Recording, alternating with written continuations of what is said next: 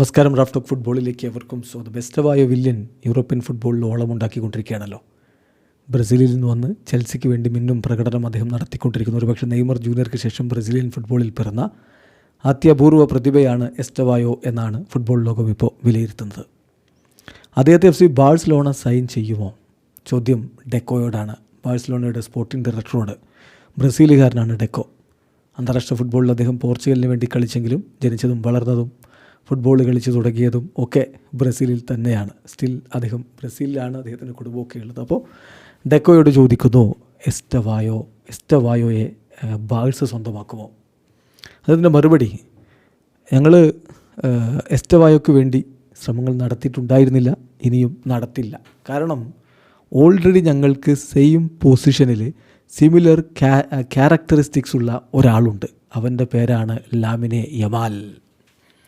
അപ്പോൾ ഗ്രേറ്റ് പ്ലെയേഴ്സിന് ഒരുമിച്ച് കളിക്കാനും അഡാപ്റ്റ് ചെയ്യാനൊക്കെ കഴിവുണ്ടായിരിക്കും. പക്ഷേ ഞങ്ങളുടെ പ്രയോറിറ്റി എന്ന് പറഞ്ഞാൽ ആ ഒരു പൊസിഷനിൽ ഇപ്പോൾ റീഇൻഫോഴ്സ് ചെയ്യുക എന്നുള്ളതല്ല.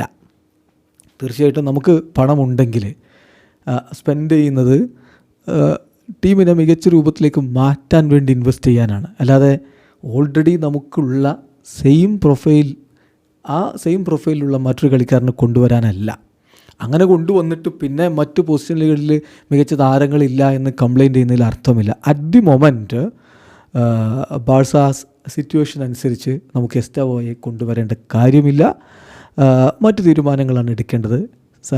എസ്റ്റവായോയെ എത്തിക്കുക എന്നുള്ളത് നമ്മുടെ പരിഗണനയിലെ ഇപ്പോഴില്ല. ഈ ഡിസിഷൻ എന്ന് പറഞ്ഞാൽ എസ്റ്റവായോയുടെ ക്വാളിറ്റി മോശമായതുകൊണ്ടല്ല, കാരണം അവനൊരു ഗ്രേറ്റ് പ്ലെയറാണ്, ആ കാര്യത്തിൽ തർക്കമില്ല. Maybe Estevao right footed പ്ലെയറോ അല്ലെങ്കിൽ മറുവശത്ത് കളിക്കുന്ന അതായത് ലാമിനെ കളിക്കാത്ത മറുവശത്ത് കളിക്കുന്ന ഒക്കെ താരമായിരുന്നെങ്കിൽ സിറ്റുവേഷൻ ഡിഫറൻ്റ് ആയേനെ.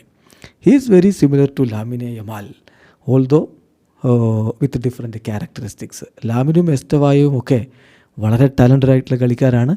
പക്ഷേ അറ്റ് ദാറ്റ് സ്പെസിഫിക് മൊമെൻറ്റ് അദ്ദേഹത്തെ ഇപ്പോൾ നമ്മൾ സൈൻ ചെയ്യുക എന്നുള്ളത് റൈറ്റ് ഡിസിഷൻ അല്ല.